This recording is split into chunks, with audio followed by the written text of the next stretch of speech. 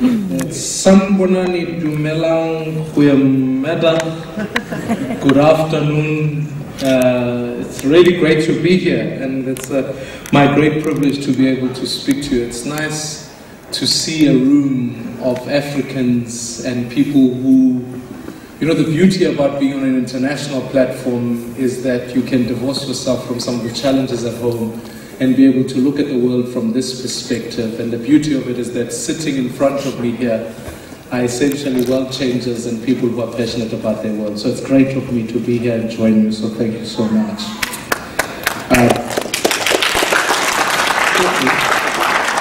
Also want to say it's a tough job to speak straight after Advocate Thuli Madonsela. As South African, I really admire someone who, my wife tells me at home, she says to me, look, the only reason I'd come back from a number of days of traveling, and if you know, my wife lives in Johannesburg, I work in Cape Town. For those of you who are from South Africa, you understand the geography. It means I'm away from home a number of nights. And when I said to her, when I got the invitation to come and speak here, I said to her, you know, I'd have to be in London for a few days after that. And her response was, who else is going to be there? I said, Advocate Thuli Madonsela was the trump card. And she said to me, then of course you can go. So really it's great that I think if Advocate Thuli Madonsela started a political party, my wife would vote against me. About that. So, and also great to hear about the incredible work that she does. I think sometimes in South Africa she can be seen as not the public protector, but the Nkandla protector. And there's a lot more work that she does, which we celebrate, and the work that she's doing. And so I just wanted to say, as a fellow Sowetan, thank you for your great work, and being such a great inspiration to young women all over the world, and certainly those who come from South Africa. It's great to also be in London.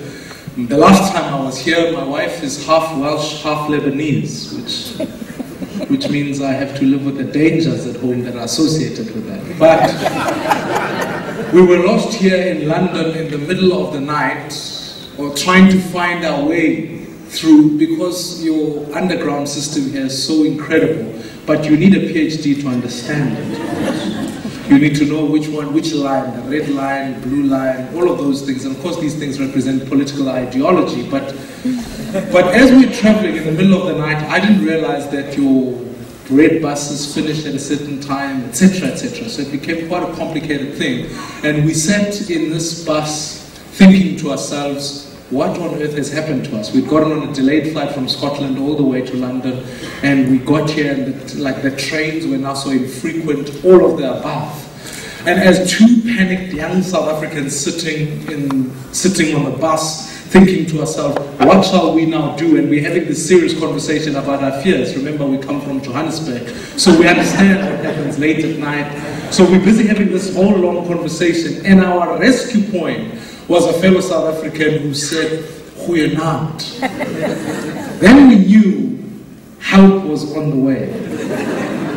And thanks to that South African who was on that tube on that day, I still haven't met her since, but she was able to help us find our way in this great metropolis and find our way back home. And so it's great. So I know in part that part of the address today is to inspire you to come home.